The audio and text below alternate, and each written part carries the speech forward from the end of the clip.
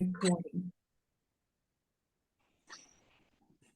Okay, today we are honored to have Richard Harrison join us again after we had those problems last week. So anyway, those are ironed out, and he has been gracious enough to join us again. Richard Harrison is an ELT author, publisher, and teacher trainer based in London and Muscat. He's worked in many countries in the Middle East, including the UAE, Saudi Arabia, Bahrain, Iran, and Oman. He even worked in Russia for the British Council as an ESP consultant. In 2013, he set up his own publishing company, Canford Publishing, which is based in Muscat. His publications include Framework, Academic Writing and Critical Thinking, and the popular series Keep Writing. We're so happy to have you here today, Richard, and I'm going to turn it over to you. Okay? Yes, okay. Thank you very much, Anne. Thank you for that nice introduction, and apologies to everybody who was watching last time. Apologies for the technical problems, which we hope have been resolved by now. Right, okay, so I'm going to be talking about critical thinking for the 21st century and how we can teach it in the classroom. And let's start off by thinking about 21st century skills. And what are these skills, in fact? Well, they're the skills that students need in order to survive in the age of the internet. And that means survive in their studies and survive later on in work. And a number of skills have been identified. We can see them here. And critical thinking is one of the learning skills, one of the 4 C's, if you can imagine that. Okay, so it's one of the, it's recognized as an important element of preparing students for study and for work in the 21st century. So the question is, how do we go about teaching it and incorporating it into our language programs? Let me say a few words, first of all, about what critical thinking is, and then we'll go on to looking at how we can actually introduce it into the classroom. So it's a type of thinking, and along with other types of thinking, like everyday thinking, scientific thinking, creative thinking, abstract thinking, and so on. Everyday thinking is the kind of random thinking that goes on when thoughts drift into our head about one thing or another, like, for example, where did I leave my keys? Did I remember to feed the cat? And things like this. Well, obviously that's not the same as critical thinking. Critical thinking is very... perhaps if you can turn off your microphones, please. Can everybody turn off their microphone? All right, thank you. Okay. So critical thinking is non-random. In fact, it's very conscious thinking. We decide to think about a particular topic. And it is reflective, meaning that we think deeply over a period of time.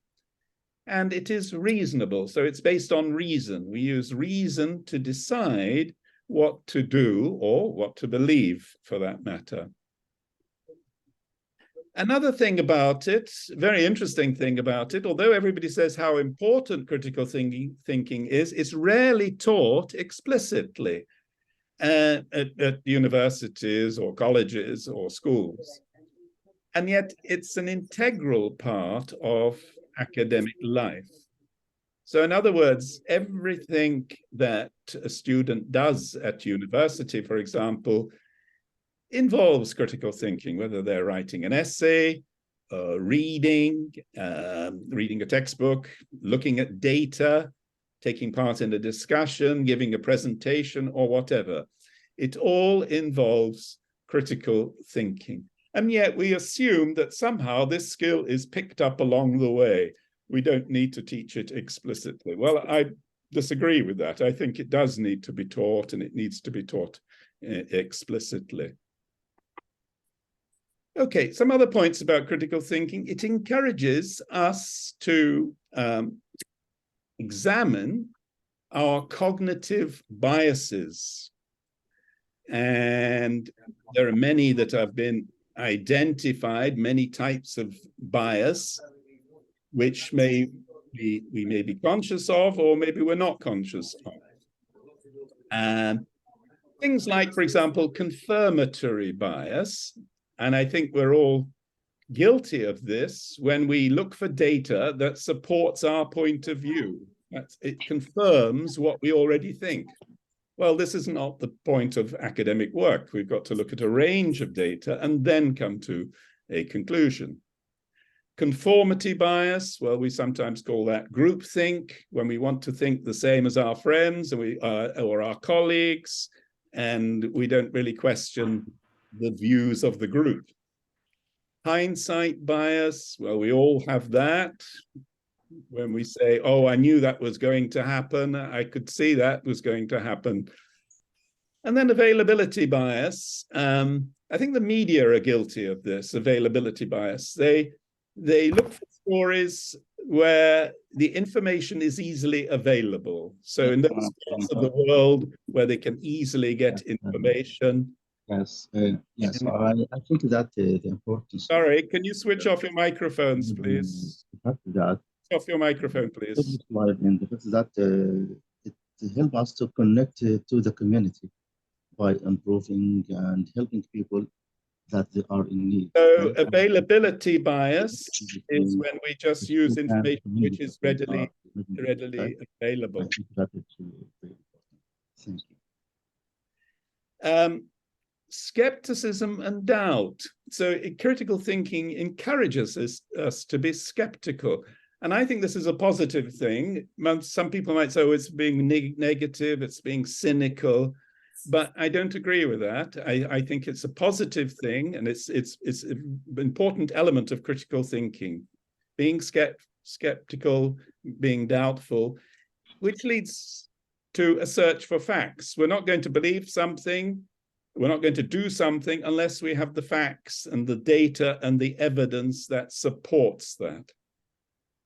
And all of that leads on to asking questions, which I think is crucial to critical thinking, asking questions, and not just factual questions, but deep questions, probing questions, difficult questions, awkward questions, perhaps. All right, so how can we teach critical thinking in the classroom? How to look at what critical thinking is? How can we teach it in the classroom? Okay, I'm going to look at four possible approaches to this. One is by using academic writing, so teaching thinking through academic writing, self-reflection, encouraging the asking of questions, so looking at activities which encourage questioning. And then finally, explanation, explaining a process or a procedure. And I'll explain why I think this is an important part of critical thinking as well. So let's start off with academic writing. And I'm going to put in a number of quotations throughout this session. Here's the first one. The best way to teach people critical thinking is to teach them to write. And I have a gut feeling about this. It feels right to me. And this was made by the writer Jordan Peterson is a Canadian psychologist. But it feels right. The best way to teach people critical thinking is to teach them to write. And I'm going to look at writing in a moment and see what it is about writing, in particular academic writing, rather than writing novels or poetry, academic writing that teaches critical thinking. And here are a couple of other quotations about writing as well. To write well is to think clearly. That's why it is so hard. That's by an American historian, David McCulloch. And very simple one, writing is thinking on paper. William Zinsser, I think it's pronounced. He's an American journalist. That's a very simple but very astute comment, I think. It's thinking on paper. And I think when we get a student's essay or we get a student's report on paper, it's like a printout of their brain. We can see what process their brain has been going through in order to produce this output on a piece of paper. Okay, so let's focus on academic writing now, why this is a good tool for teaching critical thinking. And there are a number of types of academic writing. We'll just list them here, but we're going to focus on essay writing, report writing, project writing. And in my experience of teaching writing in the Middle East, it's been mostly on foundation programs where students are getting ready for their bachelor's program. Richard, I'm so sorry, but I'm going to have to mute everyone. And it's going to mute you, then I will unmute you. Okay. Let's do that, because people have still got their microphones on. But they just, people can't seem to stop. What can I say? Okay, can you hear me? Okay.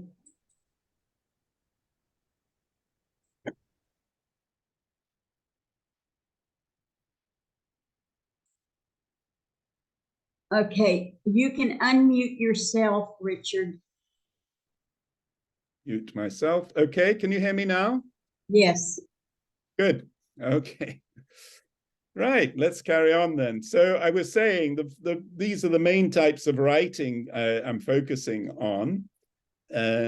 Essay writing, writing reports, projects, because these are the kind of things we were tackling in foundation programs in universities and in the Middle East.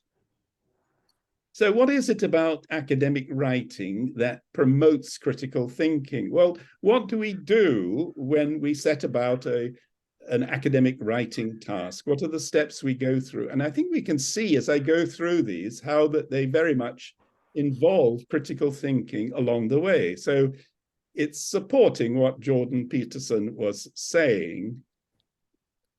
So, well, first of all, reflection and brainstorming before we get set about the task. So reflecting on the title, what we want to do, and so on.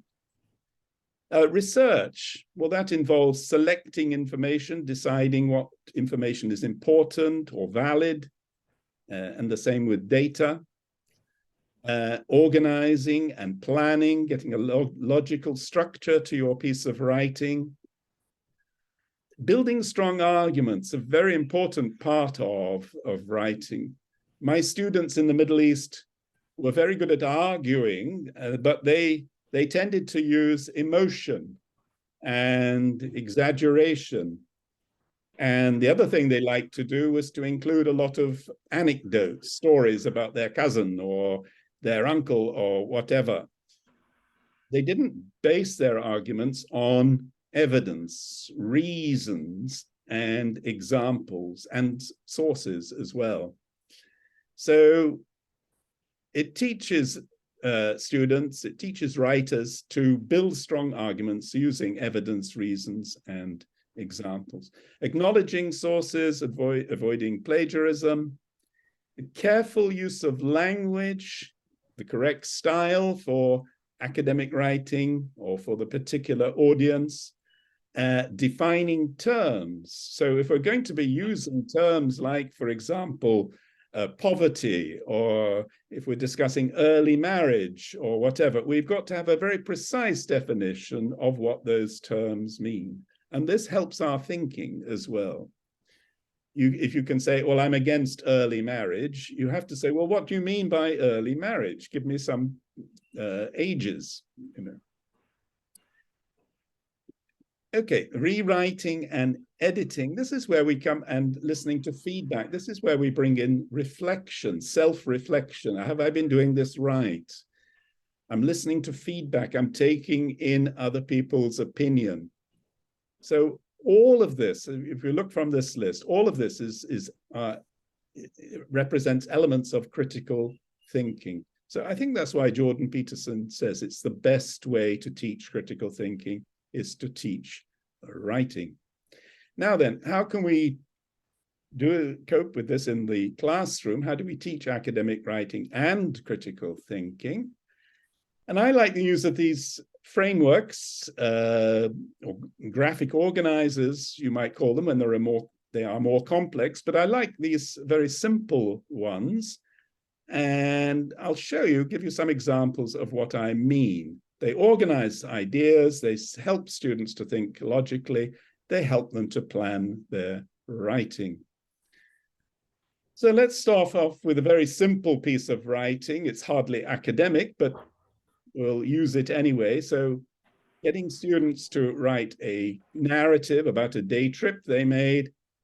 We want a chronological order as the basis of this description or this narrative. And we can use some cues there to help them along the way. So this is the first step, a thinking step, where they put in their ideas, and then later on, they move on to writing about that. Let's make it a little bit more academic, a field trip report. So where I was working in Oman, the students often had to write field trip reports. They went out into the wadis, the mountains of Oman, and collected data. And then they came back and they had to write up a report. So again, to structure their thinking, to guide them in the initial step, they need something like this. The introduction, where and when, where did it take place? What was the objective? What was the purpose of the trip? And what did you see? What did you learn? The observations. And then the conclusions. Was the trip successful? Did you achieve your objectives? All right. Let's move on to advantages and disadvantages. So writing an essay, for example, about skyscrapers, the advantages and disadvantages of building skyscrapers. This, again, it looks very simple, but I think this is a very powerful thinking tool. As I mentioned, my students were very full of opinions, but they were not very good at looking at the opposing point of view. So this very simple exercise of getting them to think of the advantages and the disadvantages of a particular course of action, like building skyscrapers, I think is very, very powerful. And then we can embellish that by putting in the introduction and conclusion. And now we have they're building up the framework for their writing their essay on this topic. We can put in some advantages and disadvantages there. If we want to expand on this thinking framework, then we can add in reasons. So those are the advantages. What are the reasons? Why do you think that's an advantage? And so on. Okay, so let's move on to opinion essays, which is a kind of a cousin of the for and against essay. But here we're trying to persuade the reader of our point of view. And again, coming back to this point about emotion and exaggeration and personal anecdotes, these are not the academic way to do this. So let's take this topic, for example. Mobile phones are harmful for children. Do you agree with this view? Explain. Okay, so let's get them to think clearly by using a table like this. So first of all, they list the reasons. Why do you support that? What is the reasons for supporting this particular point of view for or against mobile phones for children? And supporting statements there, evidence and examples, and if possible, sources. If it's a longer piece of writing over a few days, they might be able to go and collect sources and add these, strengthen their argument with sources. And of course, we all know that our view becomes more powerful if we can give the opposing view. Say, look, I've seen the opposing view, but these are my counter arguments to the opposing view. That strengthens your argument as well. So before they even start writing, something like this, I think, guides their thinking and structures the writing when they move on to the next stage. And then this is more of a framework for writing now. They put in the introduction, they put in the conclusion. Okay, so one more of these. Let's imagine students are given a piece of data, a table, a graph, a pie chart. How do they go about describing that data? And I've got, I don't know how many of you are from Kuwait, but here is something I found about Kuwait, which I think would be quite interesting to write about. Now then, tourist arrivals in Kuwait, 2012 to 2022. An inexperienced student might start describing every up and down of that graph.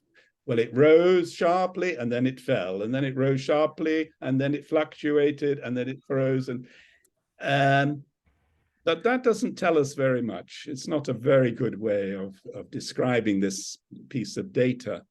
So let's again look at a plan that they could use. Now looking at the overall picture. So what is the trend? Any important or interesting details there? And then possible reasons for that pattern. So I think the important word here is possible. We don't want to immediately jump to conclusions.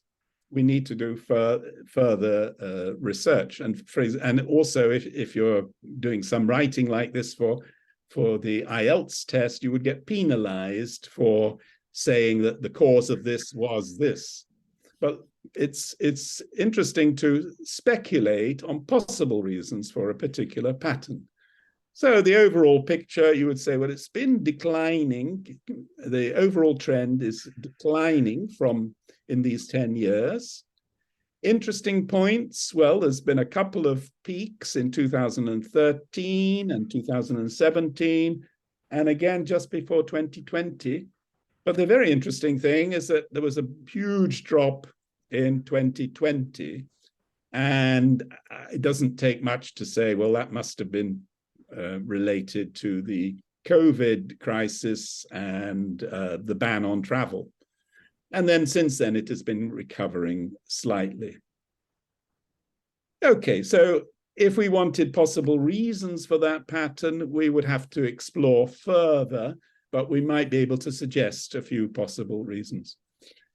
So this is a plan that we can use for all sorts of data, whether it's a pie chart or whether it's a graph or it's a table or it's a bar chart or whatever.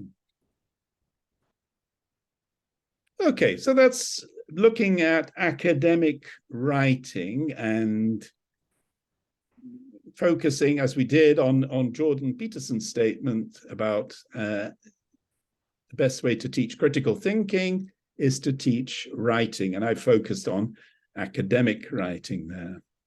So that's one approach to critical thinking. Another approach, I think, is self-reflection. And I'm going to call on another big name to give me a quotation here.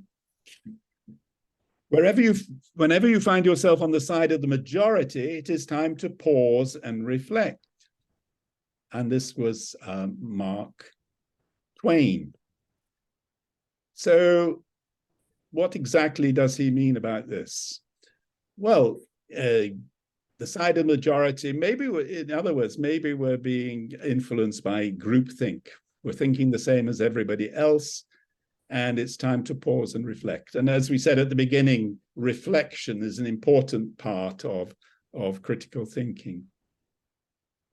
So, and another quotation, this time much further back in time, this is 2,400 years ago, from Aristotle: knowing yourself is the beginning of all wisdom. Okay, how can we incorporate this? As I said, critical thinking is reflective, reasonable, non-random, conscious, and voluntary. So let's focus on it being reflective.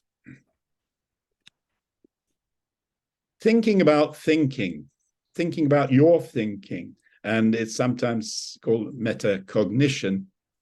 And I like this diagram, this cartoon here, because it shows you a student who's sort of stepping outside of his body. He's looking down at himself and saying, is this what I'm doing? Is this the way that I study and I make notes? So I think this is something we need to encourage students to do, to sort of step outside of themselves and look at what they do, objectively almost, and see if they can do things better. So what topics can we use for self-reflection? How can we approach these in the classroom? So first of all, we might think, well, how do you make decisions? What is the process that you go through when you want to make a decision? How do you learn a new skill? How do you overcome, or how should I say, how do you recognize and overcome your cognitive biases? And we've mentioned some of these already, haven't we? And how do you find a solution to a problem? If you've got a problem that's presented to you in your life, how do you find a solution to that problem? Similarly, how do you complete a task? If somebody asks you to do something, how do you complete that task? And lastly, how do you prepare for an exam? So there's plenty of material here for self-reflection. And I think the best way to do this is probably in pairs and small groups, when people can share their experiences in a kind of friendly way.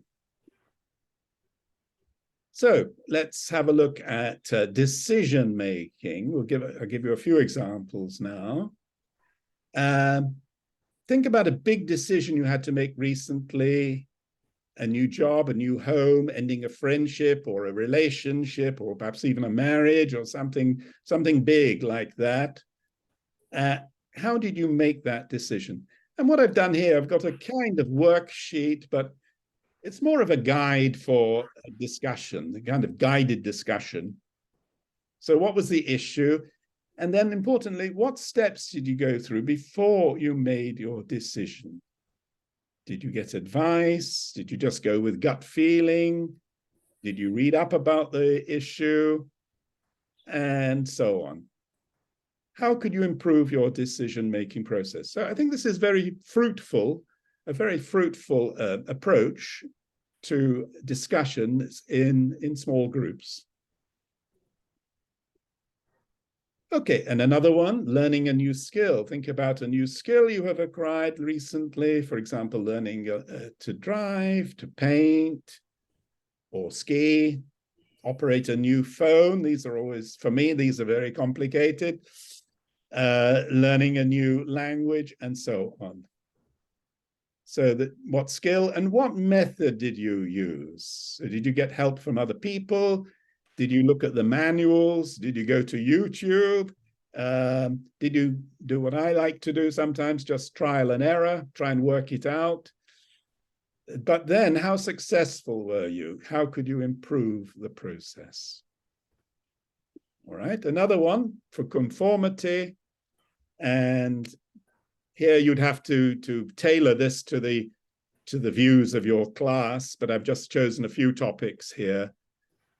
Think of an issue that you and most of your friends or colleagues agree on, for example, climate change, arranged marriages, the importance of university education, the death penalty, and so on and so forth. There are many things that you could come up with here. And think of 3 opposing arguments to your view on this issue. So getting them to think away from the consensus. And then finally, to what extent have your friends, colleagues, and the media influenced your choice? Are you affected by conformity bias? So I think these are helpful. As I say, they're kind of worksheets for guided discussion in the classroom. And it's emphasizing this point that Mark Twain has made. Whenever you find yourself on the side of the majority, time to pause and reflect. I think that is very good advice for all of us.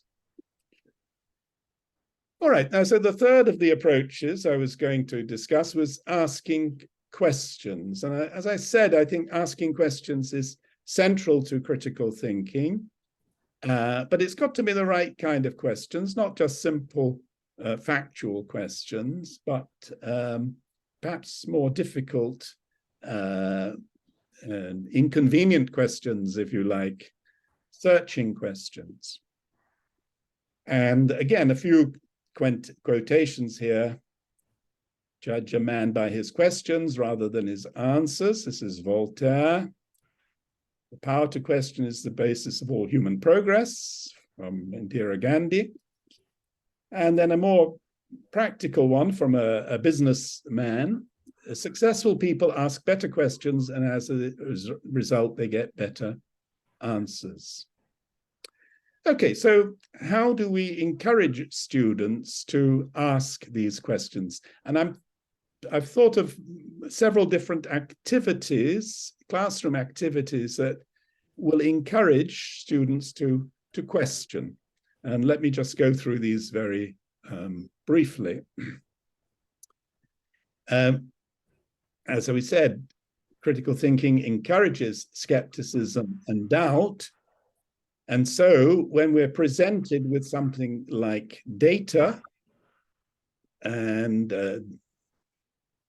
somebody says the data clearly shows that everything is just fine, we might be best to question this. And we can, so for example, if you're presented with somebody who says, well, your finances are just fine, or this data shows everything is just fine, you should be encouraged to question that.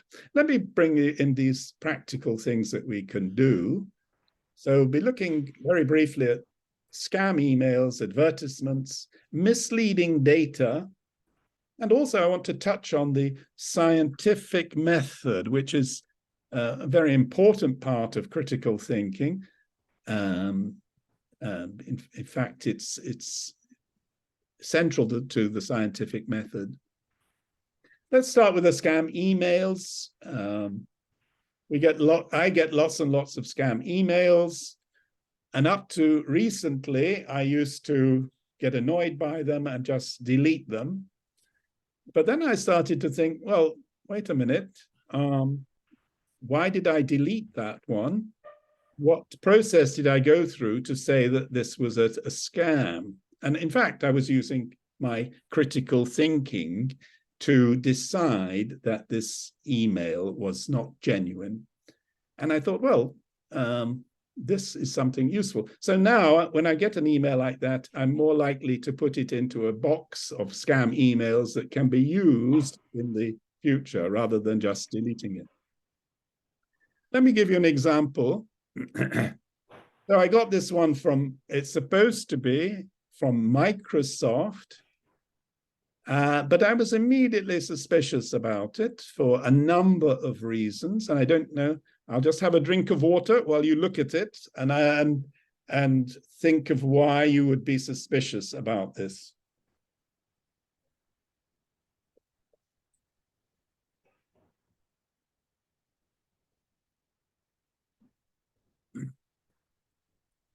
Well, I don't have time to get all comments about this, but just to, I think you might have picked up the same points that I have done. First of all, at the top of the page there, the email is from a Hotmail address. And I think, well, I don't think Microsoft would use a Hotmail address. And then coming down the screen on the left-hand side, it's a generic greeting. It's not to me personally. So again, that raises suspicion. And then if you look at the next few arrows, 3 arrows, you see there's a lot of language mistakes here, punctuation mistakes as well. And you think, well, would a big company like Microsoft really send out literature with the grammar mistakes, punctuation mistakes? Very unlikely. And then finally, the bottom arrow, there's something that is very common in scam emails, this idea that of urgency. If you don't do something now, then everything will be lost. So important notice, account disconnection will take place today, 12 midnight. Doesn't say what day, if issue not resolved. Okay, so all in all, I hope you agreed with me that this is probably a scam and you don't click on verify now. So how can we use this? How can we use this in the classroom?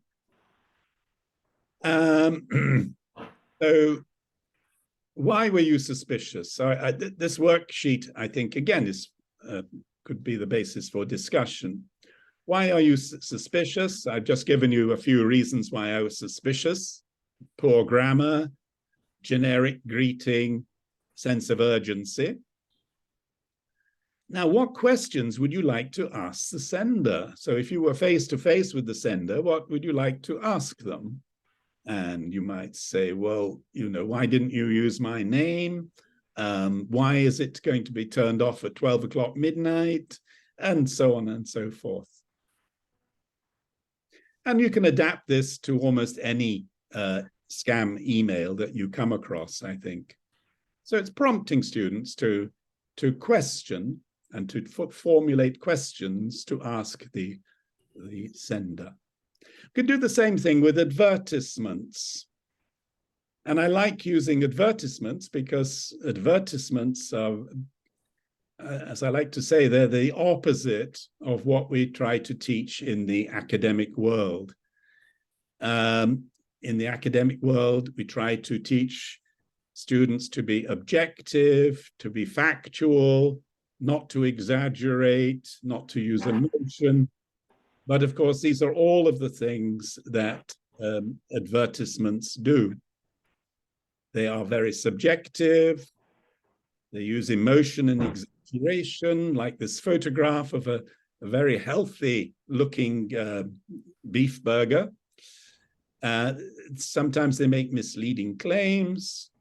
They don't provide much evidence or none at all. Sometimes they're not even truthful, and often they're unethical. So we can use advertisements. And if we look on the internet or in magazines, we can find a lot of advertisements that beg many questions. Let's just take a look at this one, for example. Fairy lasts 2 times longer than the next selling brand. And again, a worksheet that we could use to encourage students to question the advertiser. So what claim is the advertiser making? Well, all advertisements make some kind of claim. And then think of 3 critical questions you could ask the advertiser. Okay, so, you know, where are the results of your survey? What other brands did you test against? and so on and so forth. So getting them to look at the advertisement in a skeptical way. Another thing we can do, using in the same way, is data, misleading data. And there's a lot of this misleading data around if we look for it. And what do I mean by misleading? Well, it can be inaccurate, or they might use the wrong graphical representation. So, for example, they've used a graph when they should have used a bar chart, or they've used a bar chart when they could have used a pie chart or whatever. And then there's cherry picking, which is very much taking the evidence that suits you, suits your case, and ignoring other evidence. And we mentioned this earlier as confirmational bias. It confirms what you already think. Not comparing like with like. So instead of comparing an apple with another apple, you're comparing an apple with a pear. Lack of context or perspective. I'll give you an example of this. And then the x-axis not starting at, the y-axis not starting at 0. I'll give you an example of that as well. So lack of context. And if I take, this is from the days of COVID, you can see this graph shows that the deaths per day in the UK, and it's falling, and a presenter could use this to say, well, the pandemic is over. Look how things have been falling in the last 2 or 3 months. Everything's going to be fine. But if you broaden it out, you look at the context of what you've been through, then you'll say, well, actually, this is just coming down from a very high peak. And if you look even further back, you can say, oh, well, actually, there's been 2 peaks, 2 waves. So maybe we're not out of the woods yet. Maybe there's going to be another wave. But you can see how this can be misused, taking a small section of a graph. And I think salespeople might be tempted to do this. They take the part of the graph that sheds a positive light on their sales and not the part that shows a negative side. So that's something to look out for. And again, it prompts questions. The y-axis not starting at 0, just to a bit of mathematics reminder. The y-axis is here, and they usually start at 0, the x-axis at the bottom. So if we look at this bar chart showing interest rates, we might think, oh, they're shooting up from 2008 to 2012. They've really shot up. But if we look at the arrow, we see, oh, it doesn't start at 0. So what happens if you put that at 0? Well, you find, in fact, a very different picture. It's a very gradual increase in the interest rate over that period of time. So you can exaggerate the point you want to make by misusing the y-axis. Okay, let's go on now to the last of these, and I'm just going to touch on this because the scientific method is a very important part of critical thinking, because basically all of science depends on the scientific method. All of the science we have learned depends on it, and critical thinking is the heart of that. Let's just remind ourselves as what happens with the scientific method. It begins with observing something that you see in nature and asking a question about it. And then you gather information. You make a hypothesis, so you guess the answer, basically, to your question. Then you carry out an experiment to test your hypothesis, and then you analyze your test results, and you present a conclusion. Okay, it's quite a lengthy process, but I think it's something we can replicate in the classroom in a very simple way, without actually doing the experiment, just to get them to think about how they would do a particular experiment. Let me give you an example. So, how would you use the scientific method to find an answer to the question below? Do mice grow larger if they are given vitamin C? Okay, well, it might not be a question that occurs to us naturally, but it is a question of interest to scientists. And so how would we carry out a study? And it would be an interesting thing to throw at students to say, well, how would you set up an experiment to show that they, or to show if, or to question if they grow larger if they are given vitamin C? And we can give them a few steps that they might go through. So you have to gather information about mice and vitamin C in their diet, make a hypothesis, carry out an experiment. So what would that experiment look like? I guess you'd have to have two groups of mice, and one have a nice, tasty diet that they would normally have, and the other have the same tasty diet, but with vitamin C added. You weigh them at the beginning of the test, you weigh them at the end, and then you present your conclusion. If you can get students to think that process through, then this is an example of critical thinking. And it also incorporates asking questions. And there are a lot of questions. By the way, the answer was, it doesn't make any difference. If you were worried about that, vitamin C doesn't make any difference to the growth of mice. So you can have a lot of fun with these, I think. Do cats prefer fish or meat? So you could ask your class, well, how would you set up an experiment to find the answer to that question? And if there's people who are watching who are cat owners, they might know this answer already, but you would need to test it out with a number of cats and then come to a conclusion. And similarly, does music affect the growth of a plant? What is the fastest route to school or college or university? Is a classroom noisier when the teacher leaves the room? So that involves measuring sound and so on and so forth. And I've given you a number of websites here where you can find little simple scientific activities that you can try with your students. Okay, so the fourth approach, I'll go through this very quickly because we're coming to the end of our time. I mentioned the explanation of a process or a procedure. And you might be thinking, well, why has Richard included this? And I'm going to draw on the support of Einstein here. If you can't explain it simply, you don't understand it well enough.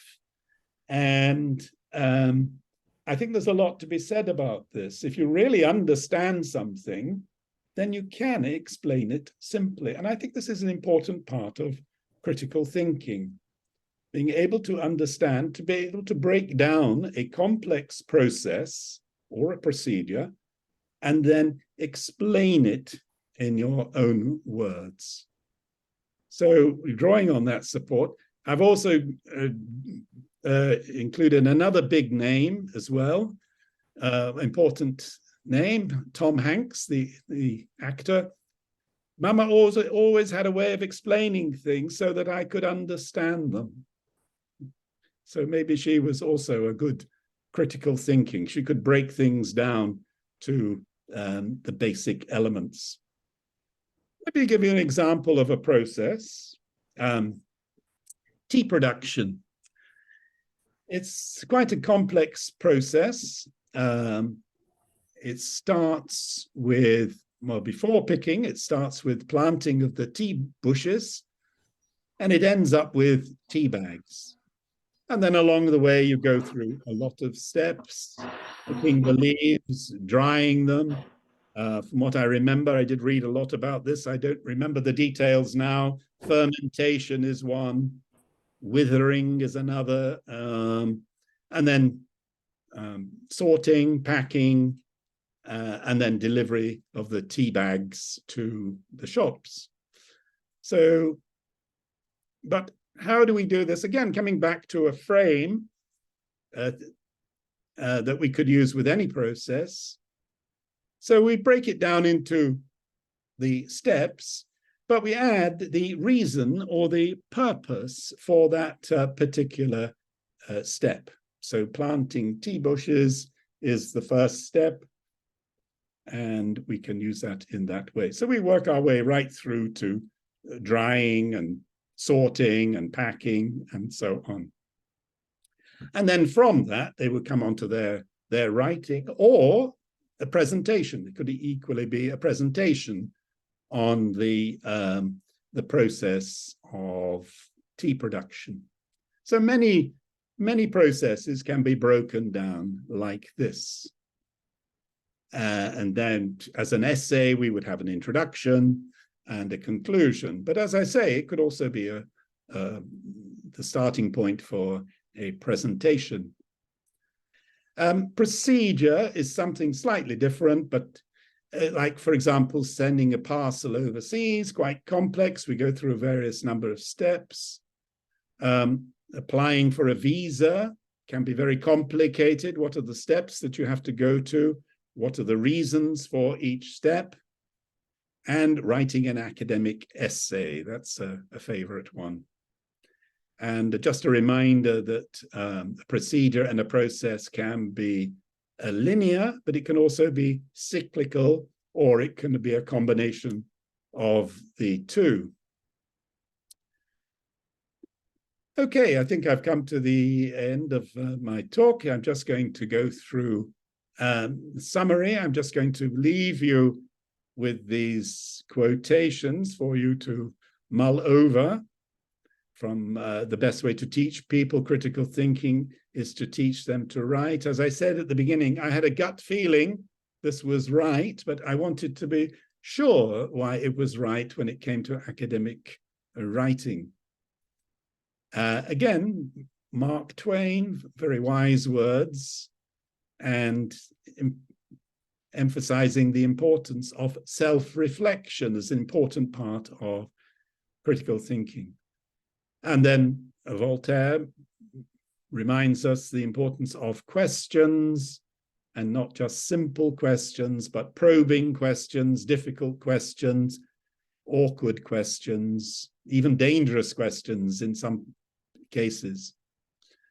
And finally, Einstein, if you can't explain it simply, you don't understand it well enough.